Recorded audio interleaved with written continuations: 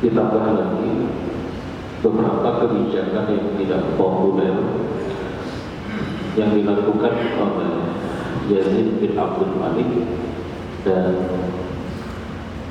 kekurang fokusannya dalam pemerintahan itu sendiri, di mana beberapa keputusan sebagaimana yang kita sampaikan pada pertemuan yang lalu ketika ia mengambil kebijakan mengganti gubernur-gubernur yang dulu ditunjuk oleh Umar bin Abdul Aziz dengan orang-orang yang lebih ia percaya.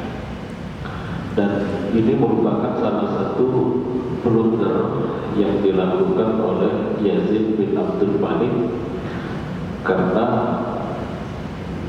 gubernur-gubernur yang ia tunjuk kebanyakan melakukan blunder kebijakan.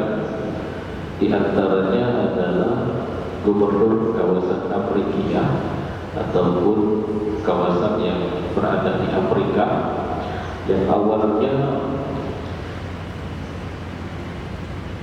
diperintahkan ataupun ditunjuk oleh Umar bin Abdul Aziz, yaitu Ismail bin Abdullah bin Abi Muhajir, seorang yang sangat piawai dalam merangkul orang-orang barbar ataupun orang-orang yang berasal dari kawasan taklukan di Afrika. Dan kita pernah menyampaikan wilayah yang sekarang ini kita kenal dengan kawasan Afrika Utara seperti kawasan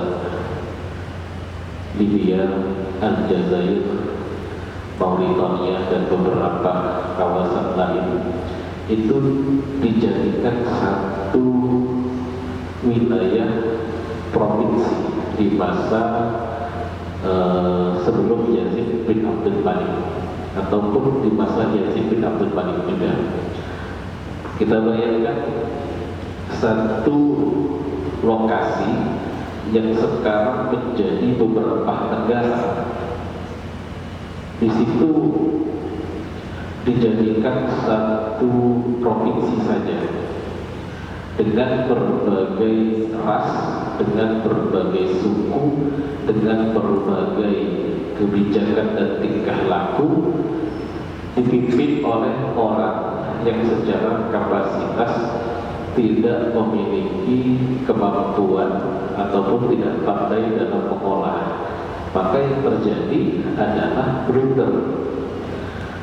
Dan inilah yang kemudian dilakukan oleh Yazid bin Abdul Malik, orang yang awalnya ingin melanjutkan kebijakan Umar bin Abdul Aziz, cuma dikarenakan penasehatnya memberikan arah yang salah, sampai kemudian ia mengambil kebijakan mengganti gubernur yang notabene telah dipertimbangkan dengan baik oleh Umar bin Abdul Aziz, digantikan Yazid bin Abi Muslim yang dulunya merupakan seorang tangan kanan dari Hajjaj bin Yusuf.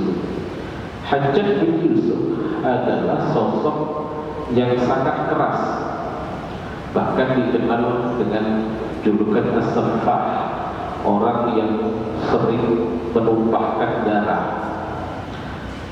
Maka otomatis tangan kanannya Hajjaj bin Yusuf ini menyerap sifat Hajjaj bin Yusuf, sehingga kemudian ketika dia memerintah dengan cara yang zalim, dengan cara yang lain, dan memperlakukan, nah ini yang paling parah, yaitu menjadikan perlakuan antara Muslim Arab dan Muslim non Arab itu dengan perlakuan yang berbeda.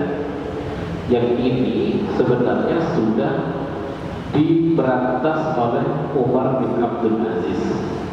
Bahkan orang-orang yang dulu sudah diberikan jaminan keselamatannya itu dieksekusi juga, sehingga dengan begitu orang-orang Afrika itu antipati dengan gubernur yang baru, sehingga kemudian Yazid bin Abi Muslim ini sampai digulingkan dan dihilangkan nyawanya oleh penduduk Afrika saat itu. Dan yang menunjukkan blundernya adalah penduduk di sana meminta agar Ismail bin Abdullah bin Abi Muhajir, gubernur lama yang dulu ditunjuk oleh Umar bin Abdul Aziz, itu untuk menjabat kembali sebagai gubernur. Nah, artinya masyarakat di sana itu bukan mau memberontak dengan kepemimpinan Bani Umayyah, tapi mereka tidak setuju dengan kebijakan khalifah yang baru. Blunder selanjutnya adalah Abdurrahman bin Dahab bin Qais al-Fihri yang ditunjuk untuk menjadi gubernur di Madinah, menggantikan daripada Abu Bakar bin Muhammad. Ini bahkan lebih parah lagi karena mencoba untuk mencoret kehormatan daripada cucu Nabi Muhammad Sallallahu Alaihi Wasallam, yaitu cicit beliau Fatimah binti Husain, dengan cara memaksa Fatimah untuk dijadikan istrinya daripada Abdurrahman bin Dahab. Dan ini sudah pada level kurang ajar, karena berani untuk menyinggung keluarga atau ahlul bait daripada Rasulullah. Yang ini bahkan yang turun tangan langsung sampai Yazid bin Abdul Malik sendiri yang turun tangan, karena itu sudah lewat parah, sehingga Abdurrahman bin Dahab ini dicopot, dihukum berat, bahkan dimiskinkan oleh Yazid bin Abdul Malik. Perilakunya sudah melewat batas. Nah, akan tetapi di satu sisi ini kan pilihan Yazid. Mengapa harus mengganti orang-orang yang pada dasarnya sudah mumpuni dengan orang yang belum terpuji hanya karena dengan alasan bahwasanya yang bersangkutan itu adalah orang kepercayaan. Ini bahaya sekali, karena pada dasarnya jabatan publik itu adalah jabatan yang fungsinya sebagai pengabdi, bukan pelindung daripada kekuasaan. Nah, inilah yang terjadi, blunder-blunder yang dilakukan oleh Yazid bin Abdul Malik, sehingga masa pemerintahannya yang hanya 4 tahun saja itu cukup bergolak. Selain itu, ada satu kebijakan yang dilakukan oleh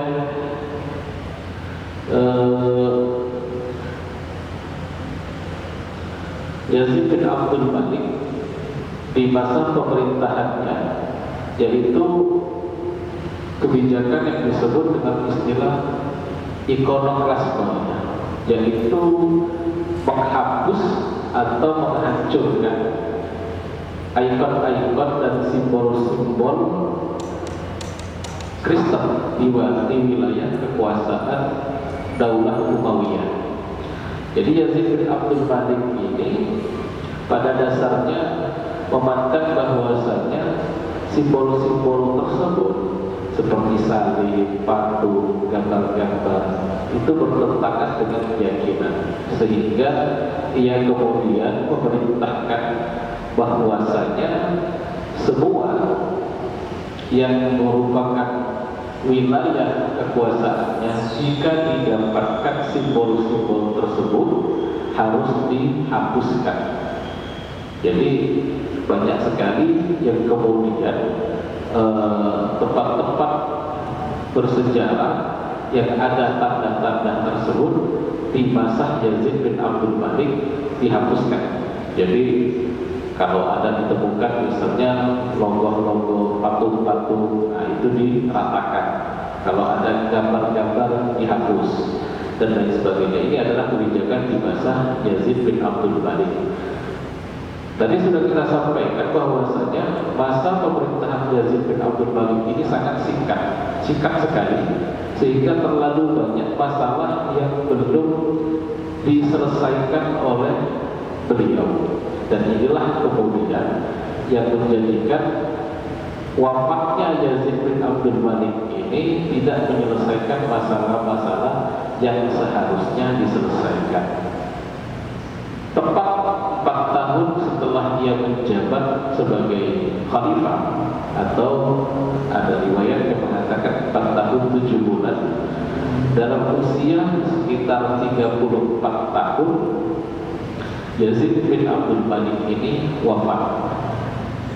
Yang dikatakan wafatnya ini cukup miris, dikatakan ia sedih dengan meninggalnya salah seorang selirnya yang kita bahas pada pertemuan yang lalu, yaitu seorang selir yang bernama Habibah atau Hubabah, di mana selirnya ini tersedak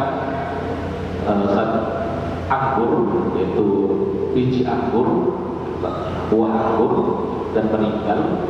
Dan karena saking sayangnya Yazid dengan Hubabah ini membuat dia bersedih, mengabaikan tugas dia sebagai khalifah.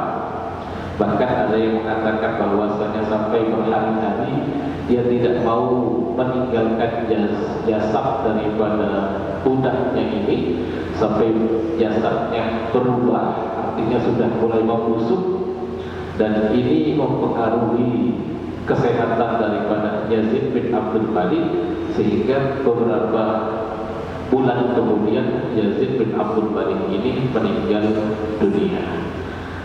Ini menarik, mengapa?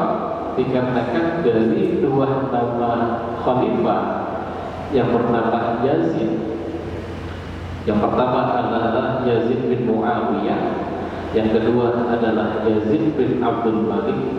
Ini kedua-duanya wafat di usia 30-an, meninggal dalam kondisi masih sangat mudah sekali.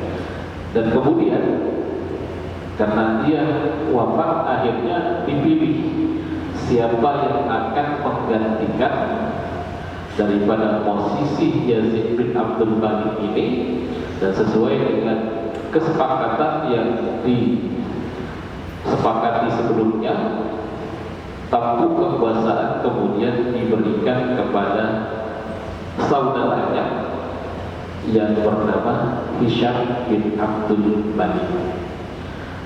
Yang menarik, berbeda dengan posisi khalifah-khalifah sebelumnya, Hisham bin Abdul Malik ini berkuasa cukup lama, karena ia menjabat selama 19 tahun 2 bulan.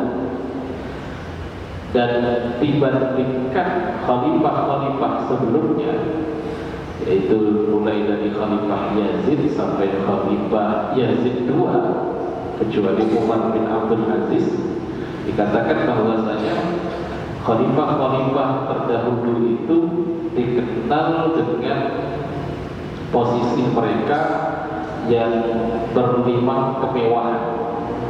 Artinya banyak yang menjadikan Baitul Mal itu sebagai kas pribadi. APBN itu dianggap sebagai uang jajan atau uang saku mereka. Itu di masa Daulah Umayyah. Tapi khusus untuk Hisham bin Abdul Malik, dia ini pertama memiliki jabatan yang cukup panjang, yang mana di Daulah Umayyah yang menjabat cukup panjang itu hanya 3 orang, Pak. Yang pertama adalah Muawiyah sendiri, yang kedua adalah Abdul Malik bin Marwan, ayahnya, yang ketiga adalah Hisham bin Abdul Malik. Hanya mereka bertiga yang memiliki jabatan atau usia jabatan yang cukup panjang. Dan ketiganya ini dikenal dengan ketelitian.